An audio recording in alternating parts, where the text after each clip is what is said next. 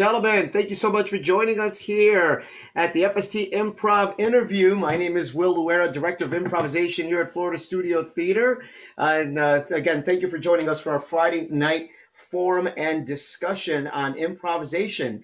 For those of you who have watched this before, you know that every week we interview an improv teacher, director, performer, leader in the community to discuss improv, to discuss life, to hear their story. And we'll be doing that again tonight with our special guest. Now, before I continue, just also want to remind folks that we have a lot of other virtual events going on Thursday nights, although we took yesterday off for the holiday. We will be back in a couple of weeks with Impro Latinx, featuring Spanish improv with improvisers from all over Latin America. We also have on Saturday nights our radio call-in show, where we give you a topic ahead of time. You get to create characters and bits and whatever you want, and you could call on in. And then, of course, on Friday nights, we do have our FSC improv interviews. And so today, I have a new friend of mine, and I will someone who I've not met in person. We've only met virtually, but once we do are allowed to travel again, I really look forward to sitting down, having a pint with this guy, and talking about improv some more. So let's hear it all the way from England. Let's hear it for David Escobedo. David, welcome. Thank you for having me. Yeah, man. Thank you as well. Thank you so much for being here. It's a pleasure to spend this time with you. And as I was saying before, yeah, we haven't met in person, but I'm definitely looking forward to it. But we have started to cross paths more and more over the last few months of the lockdown. Yeah, and now We're doing stuff. Oh, go ahead. Let's say we have some stuff planned for coming up in January, and yeah, so I'm really excited about all the projects we have in store. Yeah, and I definitely want to make room for you to talk about all of these different projects. So I want to begin just talking about your story. Your story is very unique, and I've been as I've been sharing. Talking about the stream leading up to today, I've been telling people, I'm like, here's somebody who's getting a PhD in improv, right?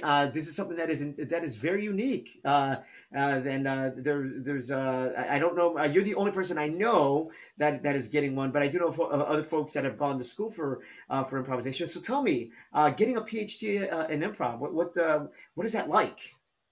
Well, so the impetus for us to move the impetus for me to go to my higher education was my wife's dream had always been to live in another country. And so we came to England, and doing the student visa was the way to stay in England and stay for a couple of years. And my wife's getting an undergrad, which is 3 years. And I recently got my MA in improv, which was 1 year. It was a 1-year program. And one thing that really appealed to me about the MA program, I'm going to the University of Chester. And the thing that appealed to me about the program there was it was a practical, meaning that you're not doing a thesis paper, you're doing maybe a 6,000 word essay, but a lot of what you're getting graded on is your improv project and how that creates data and all that kind of stuff.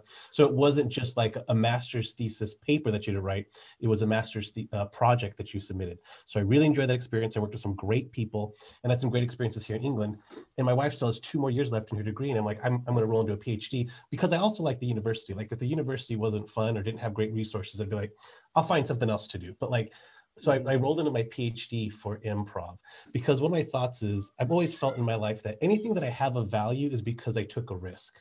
So I love my wife, I love my marriage, and I took a risk. I asked her to marry me. I asked her to go on that first date, all that kind of stuff.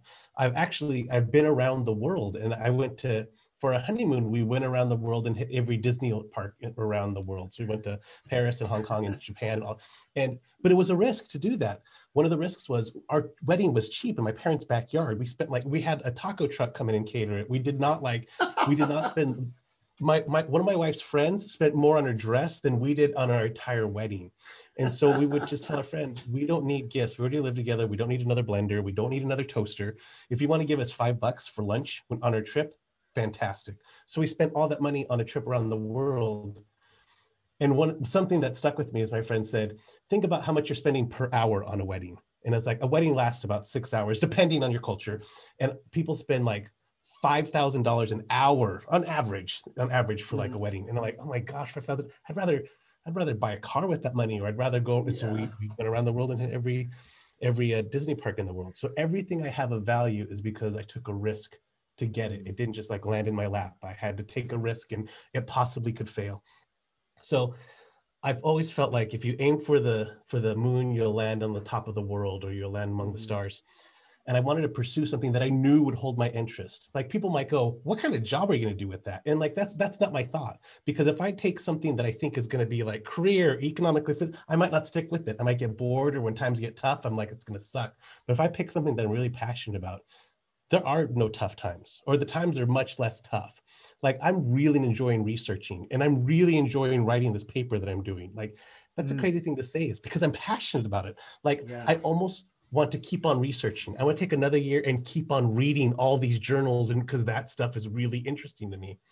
But that's how I find myself doing a PhD. And also another thing is, when doing my MA in improv, I found that there was such little academic literature on improv. Like one of the reasons that improv doesn't have that recognition of like scripted theater is because academically we can't give it credibility with these academic papers and journals. And so when I was studying, it's like I could talk about, like, I know Paul Valancourt, who worked with Charna Halpern and who started IO West, but all I can say is in a personal conversation. And so they go, well, you need to cite a journal. Like, and you can't even cite a book, because a book, anyone Mhm. can produce a book. You can't cite a blog article. Like anyone can write a blog article. So there's just very little academic research on improv. And I'm hoping to add to that breadth of work, so the next person that wants to study improv has more academic work to go, like, this is David's bibliography. This is the books that he Yeah. read and all that kind of stuff. So I'm hoping to help the next person behind me. Because if we want to get paid for improv, if we want companies to have HR departments in improv, they have to be able to say, here's the research, here's the data, to their Mhm. CEOs, to the heads of their organizations, to go, this is why improv is credible. We just can't go, it's fun, and join me in the top floor of a pub, because that's not how it's Yeah. going to get credibility. Yeah, I mean, I'm fascinated by the stuff like that you post. Like you throw little nuggets at us. Like you'll take a picture of a passage of something that you're reading, and so to see these little bits that, and I'm assuming this is research that you're doing when you post a passage from a book or something, right? I mean, it's I find it like and like when I hear you talk on either the forums that we're on together, or any of the other number of things that you're doing, I'm like, oh wow, this is going to be whatever you're piecing together is going to be great. And I mean, I'm looking forward to learning with you. Now, where did your improv career start? Did it start in San Diego? Yes, it started in San Diego. I started coaching at the same time I started performing, Mm-hmm. because so I started in 1994, and my first experience in improv was with the drama teacher named Monica Ionessa, and I still keep in touch with her. She was super inspirational. We're talking, my improv career is old enough to drink. Like, it's older than 20, it's older than 21, you know? So she was a drama teacher, and she'd use improv games to teach certain things. Improv was just kind of, which a lot of people look at it. It's a Mm-hmm. process, it's a rehearsal skill, like it's not a performance. So that's the way she kind of used it, because when she was in college, she was part of a short form team. So we'd do stuff like one word story, or we'd do like emotional symphony, like all this stuff to kind of, like, especially for high schoolers, to like get us to look at these theatrical skills. And when I graduated high school, I was like, I loved those games. Those games were fun. Does anybody else want? And so I had a group of friends. Does anybody else want to still do those? So we would get my parents' garage, and I actually taped out the parameters of a stage. And my dad got, like mechanics lights. You clip them on the hood of a car and everything. He got Yeah. two or three of those, hung them from the ceiling. So I would just he put nails in the wall. So I just have to hang them. And we had like this stage. I'd have to push the car out of the driveway, hang up the lights, and we had this quote unquote stage. And we'd have like 6 to 8 of us there. And we would just do short form games just for fun. No performance in Yeah. mind, just love doing these games. And so we would just do that. And that went on for a while. And I was like the person that had to teach people games. Now, this was hard at that time, because it wasn't the age of the internet. Like AOL still had like the little running guy, and then this pyramid, and you go, all that kind of stuff. And then you had like maybe chat rooms, but you didn't have like Google or anything like that. Yeah. So I'd have to like read books, or I'd watch Whose Line Is It Anyways, and I'd have to cannibalize the game that I'd saw. I'd watch that show, and I'd be like, what's the rules here? Okay. And then I have to go, Yes. why is Yeah. that funny? How does that work? And then I have to teach it to someone else. And I didn't realize at the time how much analysis there was. I didn't realize I'm watching something, I'm analyzing why it works, because I have to teach it to someone else. I just did it because it was fun. I was just having a Yeah. good time. But that's what a lot of my training was. And it wasn't until I moved to LA like 1999, 2000, that I went to my first big school, which was like, I went to Second City and IO. And I took a couple classes at the Groundling, like workshops at the Groundlings. But it wasn't for years later. because that garage group actually became a team, and we performed all over. We went to LA Comedy Store. We were around for 13 years. It ran for a long Wow. time. But we started just because it was fun. And the more research I do on improv, the more I realize that we kind of glorify the past, but this Mm, concept of struggle or just getting some friends together, that's how improv started. That's the right. improv. Yeah. Oh, it's funny. Like I'm listening to your story, and it resonates with me. I feel like we took a lot of very similar paths, and I love how you talk about analyzing improv, because I feel like I did a lot of the same thing. Like I was in a community that was very short form based, and I knew of long form as a concept. And the thing is, nobody in Boston was teaching it at the time, so I kind of had to, like you, deconstruct it and be like, okay, why is this working? But I do think like that lends itself, and I've seen this from my global travel of improv. It lends itself to some very amazing and inspired interpretations of what improv is, because they're not being handed down all of this stuff from like a school. Instead, they're kind of coming up with it, and I'm like, wow, that thing you're doing is amazing. And so I'm like, don't worry about learning it from like a school. What you just came up with was great. Like it's awesome. I completely agree with that. I think there's a lot of, I think there's, it's funny because prior to quarantine, prior to COVID, I thought there was a lot of issues going on with the improv community where we wanted to replicate what we saw, but not invent something new. Mhm. There's this great book called Whose Improv Is It Anyways, by Amy Seaham, and she talks about how we were using improv to entrench references. Okay, you have a Mhm. Star Wars reference, I have a Star Wars reference, we can start a Star Wars team. So we're entrenching these references, but these references could be culturally biased. It could be like getting a pumpkin spice latte at Starbucks. Like my experience might be like pulling when my mom was making beans, she'd pull the rocks out of the beans. And we'd have to go through the beans because there's always rocks in the beans and you don't want to get a rock, Yes. but no one else Yes. has that reference. So we're Right. entrenching that if you want to do improv, we have to be on the same reference level. Whereas Viola Spolin, this is the point that Amy Seaham made, is that Viola Spolin created improv so we could have two different perspectives. And when those perspectives intersect, that's where the magic happens, as opposed to going, everyone get on the same reference level. So I completely agree with Oof. you. I think that there's something really valuable about going to tons of different schools, Yeah. and going, that's cool how that school does that. That's cool how that school does it. But I Mhm. completely agree with you. We cannot replicate what's already been done. That's not really improv. It's just it's finding Yes. bits in workshops and then putting them on Yeah. stage because you know they work. Yeah. Right. Man. Yes. Yeah. I've always like in my old when I used to be the artistic director of Improv Boston, I'd have a number of my students that would be like, "Hey, what are we gonna align ourselves with?" And then they would name all these big schools, and I'm like, "We're just us. We're us. We. This is our in this time and in this place. This is the way that we're doing improv. Have we been inspired by what we've seen? Sure, but what they're doing is what worked for them at that time in that place. So let's just honor what we're doing here now. Now, a lot of the I'm glad that you brought up Viola Spolin. Uh, because yeah, I'm glad that she's getting. I feel, anyways, I might be wrong, but I feel like there's more awareness or recognition of the work that she's doing, especially this year. I don't know why I've been seeing more of it, which is great, because I think the way the aspect of play and the way that she was bringing it to immigrant communities, and I mean, just the number of things that she was doing, and not just her, right? But she was a part of it. It's so important, and I'm glad that that awareness is growing. So can I give you just a quick rundown of, I 100% agree with you, but let me give you a quick rundown of the history of improv. I'm going to give you just the brief Please, paraphrasing. this is what I So there was wanted. Jane Addams and there's Jane Addams and Ellen Gates Starr. And here's the thing is they were, I mean, it's I think it's been verified, but they were a lesbian couple, LGBTQI. Mm-hmm. So we can't underestimate the impact of LGBTQI on improv. So Jane Addams and Ellen Gates Starr. And Jane Addams is someone we don't talk about. I think that a lot of our, so I always say this, education is colonialism, is colonialization. It's a lot of the patriarchy because we don't hear about Jane Addams was co-founder of the NAACP, was co-founder of the ACLU, was the first woman in America to win the Nobel Peace Prize. We never hear her name. How amazing! And also, I'm going to tell you, was one of the reasons improv started, right? So they started this place called the Hull House. They attracted Neva Boyd there. Neva Boyd had this huge pedagogy about how not just play. We say play a lot, but she studied recreation, and she started when this concept of recreation was really new. Now, it was coming out of Germany, we talk about, yeah, recreational games, but at that time it was a new study. They were like, oh, recreation brings community together. If we have a recreational sports team like a baseball team, and it's just this neighborhood baseball team playing this other neighborhood baseball, it brings community together. People can talk and interact. Parks, public parks, like that brings people together. So it's the study of recreation bringing people together. And one of those things was theater, like just recreation in general. So then she taught Viola Spolin, and Viola Spolin says that she took Neva Boyd's 1-year program or 3-year program. She studied with her for 3 years in general, but she said she has been inspired by Neva Boyd and has never forgotten her teaching.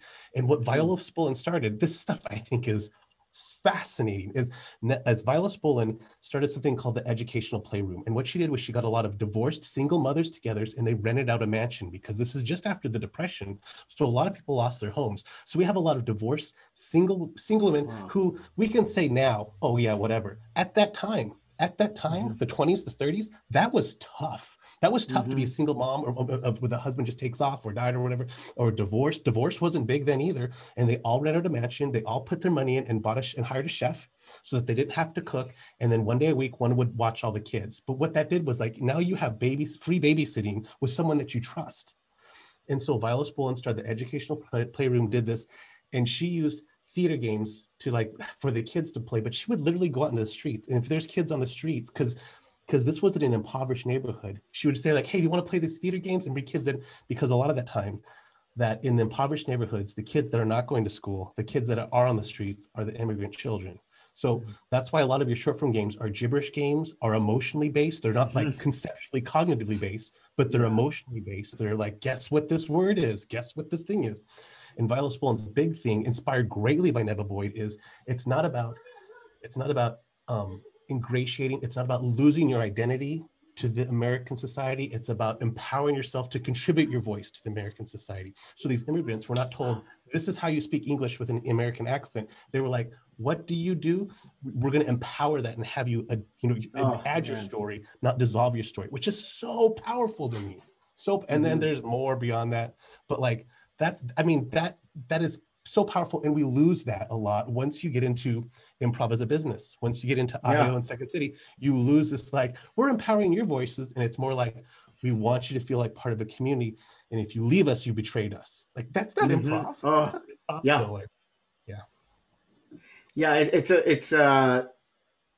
that's the part of the business of improv is like there's a certain place in what we do where it's good and bad, right? Like I feel like, okay, there was a time in improv where it was like the Wild West. There were no rules, and some bad stuff happened, right? People abused the beautiful art and turned it into almost cult-like, right? So in one way, okay, formalizing business rules, good. However, then what you just noted started to happen, where the spirit with the formalization of the business rules, the spirit of improv got lost, and so many people, the acceptance, the inclusion, all of that went away because we were all chasing that dollar. Man, yeah. and that's like what you were talking about, where then all improv starts to look the same. Like all improv, there's no new ideas. People are just learning how to do some classes, and they're putting that on stage, and there's no like exploration on stage. So yeah, I 100% agree with you. Yeah. Wow, is this what you? So you already know what your paper is going to be about, right? Your journal or what you're writing. Yes. It's funny because I went in with a thesis, and I know that as you research it and as you do your project, it will evolve a bit. Like it'll manipulate because you'll like learn new things and you'll want to go a different direction. So it hasn't evolved. It's funny. It started off like solid, and then it got really like, I don't know what I'm doing with it. And now it's back to the original thought. It's like, okay, cool. All of this is still within my original thought. And it's basically, to paraphrase, it's basically about how people can find collaboration entertaining. It's how you can like watch people collaborate on stage or watch people collaborate in a movie, and you're like, that's awesome. Like, I love watching that. So there's even like heist movies are basically collaboration, like movies where the misfits get together, like the Mighty Ducks, and you don't think they're going to cooperate, boom, and they win the World Series or whatever it is. But people love to see collaboration. So it's funny. Collaboration in my curriculum, uh, we start there. We start collaboration is my big thing. I'm like, let's all just start in places of agreement. And before, so I wait. I even hold on introducing conflict. I'm like, let's just start from collaboration because I do think there's also a place of yeah, I mean, there's a place, there's joy. There's joy in watching people just agree on stage, and you take, the spirit of yes and yes and I know there's also traps within those two words, but the spirit of it of like just seeing two people agree when it's done well, it looks like magic. Right? Yeah, and I think that one of the when people see a good show and they're like, "That looks seamless. That looks scripted." How does it look scripted? It's because a lot of things what they're doing is like my friend said, the first round, the first 10 minutes of an improv show is like a clearance bin. So the next 20 minutes is you're just pulling stuff out of that clearance bin, whatever you can find that's cheap. You're pulling everything out of the clearance bin. So the way they make it look scripted, the way they make it look like seamless, is you just use what people have already said because then you Hmm. validate, you empower that choice. Like if I Hmm. come in and I just do this, and then it doesn't make sense. If like 15 minutes into it, people are like, he's just trying to make his head taller because he thinks his head, like, oh, wow, did you set that up? No, I just used what already is familiar. People Yes. love what's familiar. That's why, like, in the first 10 minutes of a show, if you can bring all those running gags back in, they love it because they're like, oh, I was there when that happened. I was there the first time that Yeah. happened. And I'll do that in classes where, like, I'll repeat a line that someone said, and the class Yeah. will laugh. And I go, I didn't say anything funny. I want you to know I didn't do a setup. I didn't do a punchline. I'll say it again this workshop and you'll laugh again. And the workshop will go on and I'll say it again and people will laugh. And I go, it wasn't funny. If there was nothing ironic about that, I just Yeah. repeated what you had heard and people love what's familiar. That's why, like in bands, Yes. the lead singer gets the most attention because people can relate to the words more as opposed to like Hmm. the drums. People love what's familiar. Oh man, that's great. Yeah. Wow, David. I'm sad we haven't talked shop more often because there's a lot of points of agreement. I'm also when you shared the years of when you were starting this, I realized that time wise we're around a lot of the same. I mean, I started doing improv. My first formal improv show freshman year in college was spring of 1993. So it was right around that same time when I learned this. And my story has always been, and you probably heard me talk about it before, is that I grew up in Chicago. I grew up in the center of improv, but never even knew that it existed. It took me moving to Boston to discover it. That being said, I was later happy to know that one of my annual elementary school field trips used to be to the Hull House, and like I remember the Hull House, and I remember we used to go all the time. And so to the fact, like even though I didn't learn improv in Chicago, the fact that I was going to what is truly the mecca of improv, the fact that I was going there as a kid, I think is very special. Yeah, I I, That's I do awesome. what I don't think the whole house exists anymore. I think they moved it, didn't they? they might have moved it. It was near the university when I was living there. It used to be near the University of Illinois in Chicago. They might have picked it up and moved it somewhere. Yeah. Oh, I would Yeah. love to see that. Uh, Amazing. yeah, it's awesome. Now let me ask you about uh, so I like to do an improv, as I told you, an improv topic within these interviews. I like talking shop, but I also like to just talk about improv. And one of my weeks in my curriculum, in fact, week one, level one, is called Your Authentic Self, right? And this is where I try to demystify, but and I'm imagining like just civilians taking improv for the first time. They don't know what to expect. They've never done this, and week one, I'm just like, hey, you've never done this before. This is your first time on stage. In fact, we're not even going to get on stage. We're going to stay at our chairs. We're going to sit in a circle, or now sit in the Zoom room, and we're just going to have conversations and about our authentic selves. And I want you to be comfortable with that because ultimately, when you're on the improv stage by yourself, without any script, any set, anything, it's all coming from here. So you need to trust this thing and be comfortable with this, be comfortable with who you are and what you bring to the stage. And so a lot of week one is just saying like your life experience is what makes you the special improviser that you are. And why, and I tell my students this all the time. I'm like, your life experience is why I could never be an improviser like you, because you have a set of references that I don't have. So it's my job as your improv teacher to just get you out of your own way, to just trust that what you have here is enough. Any thoughts on that idea, on the idea of bringing your authentic self to the stage? 100%. So my PhD is on collaboration as entertainment, and my MA was on the improvisers a little bit. My MA was an improviser's voice is the most valuable thing they bring to the show or to the team. And so I completely agree with you. I just realized my internet got a little wonky, so I'm sorry if I sound like a robot. So Keith Johnstone says, and I don't know if people will know who Keith Johnstone is, but he was a big improv influence teacher in England, and then also through Canada through the Loose Moose Improv Company. But Keith Johnstone said, I wish more people were concerned with being authentic rather than being funny, because when you're authentic, you're funnier. Because it's so true. Like I always say, one of the lowest forms of comedy is trying to make people laugh. Like that's like TJ Jagodowski, part of the improv at the Speed of Light, says effort is ugly. So when you're on stage and you see someone trying to be, you can read that frantic energy, and an audience will give you a laugh, but they're giving you a laugh to make you feel better about yourself.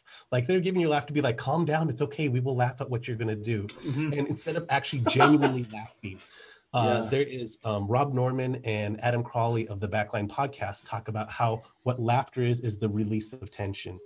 So if you're frantic on stage and you're like trying to make the audience laugh, the audience will laugh because they need to release that tension. Or so what I say is that I think that what I especially, and I think a lot of experienced improv teachers can do this, is when they're seeing someone on stage trying to be funny, or for me, it's like if I see someone on stage just trying to get attention, that's the person I find the least interesting on stage. I'll even look at the back line. I'll be like, what's that person doing? How are they reacting? Because if the one person's doing all this stuff to get attention, and if the other person's there like just kind of like object work eating an apple, I'm gonna relate to that person more. One of my friends, Amy Gorlick, says, if I can get the audience to read me, my job's over. Like I'm done. If I can get the audience to see them as myself on stage, anything I do will be funny. Any touching moment will be so much more touching. And so that's so much. And I think that I have this theory that like one of the reasons that we use the word comedy, or we like go for that laughter, like, oh, we need that laughter, is because we can hear it. When we're performing and we say something funny and you're ha, ha, ha, ha, we go, okay, I did something. I'm going to keep on trying to do that. Then I say this in classes, but if we made a noise when people were sad or people were, emotionally moved, and you went, and every time you're doing a show, you heard, if you're the whole audience going, we would do more touching improv. We would be like, okay, the audience is really into it. But sometimes the audience is silent. They are so into it. They're leaning forward and their mouths are open. So I think that we lean towards laughter because that's just that immediate auditory response that we hear. Oh man, that's great. That's great, David. But I do only bring in, so Keith Johnstone has this, no, it's not Keith Johnstone. There's another book, another journal I read, that we can't learn to be creative. We can't learn to be more creative, but we can unlearn to be uncreative. Because as a kid, we like synergize and we pretend to be a cowboy when we're a cowboy, and I'm a transformer and my transformers play with my Legos, all that kind of stuff.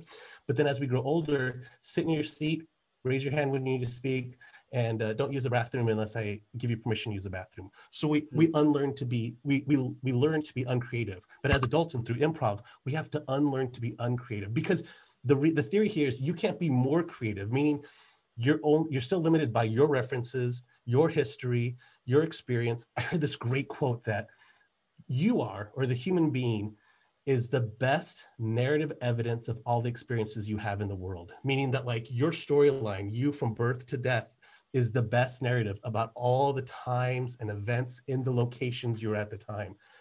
So that's like what human beings are, is we're like the best perspective to experience life. So those like, if I bring in like my Thea, my Dada, her name is Diana, but we call her Dada. Color dots, and she still wears like these headbands, like in the 80s, headbands and little wristbands, and she drives a CJ7 Jeep. But if I play her in a scene, you don't have to know all those things. All those things are at my disposal, and I don't have to invent them. Like that's one of the things. If you bring in your authentic self, is you don't have to invent things, and you can discover things because it's right there at your disposal. It takes very little thought process to think of these things, and you can be in discovery rather than invention more. There's just so much more with you're being your authentic self. And I can, an authentic story, I haven't heard your authentic story before. I haven't heard everyone's authentic story, but I have heard, you know, Boy Meets Girl or that Netflix series or blah, blah, blah, blah. Like, I have heard that story that you're going to try to throw out that premise because you think it's going to be funny. I've heard that one thousands of times, I'm sure. Yes. This is great, David. Now, David, there's a couple things more that I want to talk about before we wrap up. But we're so people can take classes with you right now virtually. I'm not. I teach classes sporadically, really. Like, Okay. I am teaching one workshop, but there were only 3 spots in it. I called it a rehearsal because I think one of the things that some people have picked up improv recently when the quarantine hit, and so they don't know really what it's like to be in a professional improv team. And a lot of improv teams that are casting are looking for people with improv experience. So what this rehearsal does is it gives 3 people, and I find that high school students are really interested in this because they have a lot of experience in their high school team, and they want to, in a safe way, experience what it's like to be on a professional improv team. So then I get 3 people to pay for the cast, and I get 3 or 4 experienced improvisers, and we just do a rehearsal. I'm not going to teach you listening. I'm not going to teach you object work. I'm not going to teach you all those skills. Now, this is your sandbox. For all those skills that you've learned, you can do whatever you want. You can take these huge risks with experienced people that know how to support those choices. Yeah. Because one thing I learned in LA, because LA had a ton of improv schools, is in my classes, people learned how to take improv classes well, which is not the skill to learn. You don't want to teach people how to take an improv class. You want to teach people how to express themselves on stage. But people learned, oh, you know that exercise where you're silent, or the exercise where you only get 3 sentences in 3 minutes? I can kill that exercise. I'll get laughs from people in the class.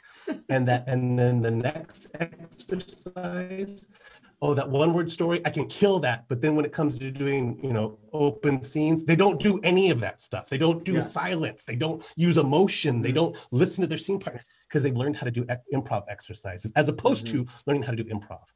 So that's why I wanted this rehearsal where it's kind of open. You just free run, take a run. We can do this.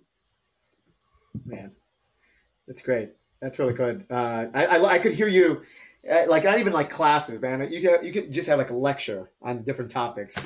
Can listen, talk to you about this stuff all day. That's great. And now, so what do you have coming up? What are some? I know that you and I overlap on the Wednesday night anti-racism for comedy folks forum, where we work on that together. But what else? Tell me about Improv Boost. Tell me about other things that you have coming up. So the Improv Boost was, all I did was I was sitting at my desk and I thought, like, I want to give something for free to the improv community, to the universe. Like, I think a lot of times we view, my friend Brenna just said this on her podcast, and I was like, oh my gosh, that's totally true. We view our critical lens through capitalism. I'm only successful for how much money it can make, or I'm only successful, but it's all viewed through capitalism. My thought is, I want to give something to the improv community for free just to see what happens. Because I found that when I give to improv, I get so much more than when I try to sell improv, and I don't know what it is. So I was like, what skill am I really good at? Social media. I'm good at social media. So I thought I would just do this Facebook page, this Twitter page, and it's just all about improv. And I'm just going to give these resources. I do cartoons, I do memes, I do improv like an animal. So like I have all these animals, and it's actually skills that these animals have to survive. And so these are skills you can use on stage. And I just did it for free because in LA, another thing, different communities are different with this, but in LA, it's just so saturated with actors that it's hard to get stage time. Your average stage time in LA was about 12 minutes. So that you have a team of 8 people trying to share 12 minutes on stage. If you had a half-hour slot, you were a house team. And if you got an hour slot, which rarely, you probably owned the theater, or you're an artistic director of a theater and you got to play with your friends. But like, so people were, and then that's if you had a new idea. That's the thing, is if you had a new idea, then how do you get that on stage? Because you're not going to find that initial stage time to get the credibility. If we performed over here, we performed over there, can I get some stage time on your stage? So stage time was rough. So I wanted to help all those smaller teams because I know what it's like. I have a new idea. How do you get that new idea out? I think Henry Ford said, when you have a new idea, you don't have to worry about anyone stealing it. You practically have to jam it down their throats, because people only want to replicate what they've seen before, as to like, take this risk. And like I said at the very start of this interview, anything that I have, it's because I took a risk to get there. So I just wanted to help like all these smaller teams. And I figured all those big schools like IO and Second City, they have like marketing departments. But this team, like what's the name? Oh, Rocket Science Improv. And all they do is they rent out a theater and they'll have 2 or 3 teams perform with them. So people have more opportunity to perform. They need more promotions because they're doing something good in the universe, you know? Yeah, yeah. So that's why I started the Improv Boost. There's another project in correlation with Improv Boost working on called Improv Ecosystems. Now, I'll talk very briefly about this. A lot of times we hear the term improv community. And one of the issues with the improv community is there's usually a leader of that community. And the leader of that community can either be, like my friend Key Shaha says, it can either be self-appointed, I'm running this theater company, I'm running this community, or it can be identified by the community. And too many times in improv, it's like, I'm the artistic director, so I'm in charge of this community. Mm-hmm. And when I talk to people, even like teachers and stuff, they always say, I love having different improv companies. I love having different teams. I love having different styles. I love having short form and long form and dramatic and fun. I love having all those things. And so ecosystems is better because ecosystems don't have leaders. They have all these different organisms. And sometimes there's improv, not even for performance, just for like mental health, or sometimes there's like improv over here just to help you with writing. So it doesn't have to be just performance. There can be all these organisms that populate the area together, and you can have competition. And an improv business does not want competition. An improv business wants to be the only game in town because you save money on promotions, you save money in marketing, you have a built-in fan base. But everyone, even people that own companies, want multiple teachers. They want multiple ideologies. They want multiple companies. So improv ecosystem says there's multiple entities around. They can coexist and they can compete with each other and they can support each other. They can be symbiotic if they want to. So what I've done is I put out a survey. I've got over 120 responses in a survey that was just data. And then I did interviews with people around the world, with Japan, Australia, Canada, South Africa. And I did a deeper dive interview. And I'm collaborating all that data. And then next we're gonna do focus groups. And this is not for my PhD. This is just because I think this information could be useful to people. And when I come back and say, 90% of the people say they want this, the people go like, okay, maybe we should start having that in our ecosystem. That when people say, I love having different schools and different competitions and different festivals, that people go, okay, so maybe we shouldn't just try to absorb or gossip that other improv company to death, you know, just because people like that. People like that, and it makes them healthier improvisers. So that's another project I'm working on. Man, David, I running out of time here, but no, this was fantastic, man. Is there where could people find you other than the Improv Boost on social media, right? Where else? On the Improv Boost, I also have Wretched Hive Comedy, which is Star Wars. It's cool, Star Wars improv team. We have a team in Los Angeles, a team in Denver, and I'm the team in the United Kingdom. So it's an international organization. And it's all about Star Wars improv, and we do Star Wars trivia. And my goal there is, a lot of time we market improv for improvisers. Like we go, come see my Herald team, or come see this long form team. And I want to start going, let's use improv to market to people outside our improv community. So it's like for Star Wars fans, it's for sci-fi fans, it's an easily digestible trivia game that we use improv to create. So yeah, Wretched Hive Comedy on Twitch or Facebook, or we have 27,000 followers on Facebook. We have like 5,000 followers on Twitter. But ultimately, you don't need to follow me. I'm a peer. Eventually, if you take my class, I can't wait till you're better at improv than it, because then we can improv together. Yeah. I don't need people beneath me. I want people right alongside me. We can be together. So you don't need to follow me. Follow other great improv teams. They're awesome. High tide raises. Love it, David. Thank you so much. And I'll folks who are watching and who are going to watch this later, there are going to be a couple of things that David and I will be working on that you'll be hearing about, including our Wednesday forum, which I know many of you already know about. That's through Socially Distant Improv, so definitely come check that out. Socially Distant Improv on Facebook, Instagram. You could learn more about the forum that we do every Wednesday, and we have a couple of other things that are cooking that you'll be seeing as well. So David, this has been an absolute pleasure. I do hope we get to chat some more. Even before the stream started, just the 15 minutes before that were a lot of fun talking to you as well. So I do hope we get a chance to chat. You're getting some love as well on the Facebook comments. So thanks again. Thanks for staying up late. I know it's almost 1 a.m. for you. It is, but thank you so much for having me as a guest. I have so much respect for you. I hear your name all over the place. Like, people have so much respect. Someone even said in Social Distant Improv, the minute I saw Will Lorez, I'm in. It doesn't matter what it is. When I saw his name, I'm in. I was like, oh, that's really good. Like, that's a lot of credibility. Man. I'm impressed by that. I appreciate that. Thank you so much. Thank you. And thanks again, everybody, for watching. We'll be back tomorrow actually, right after this, we have a sketch prov show that's going to be happening in the Zoom room. We're piloting a new show we're going to start streaming soon. And then tomorrow, radio call-in over Instagram. So bring your best character, your best bit. And the topic for tomorrow is the circus. So come play with us. Thank you, everybody, again for watching. Thank you again, David. And I'll see you soon. All right, take care, everybody.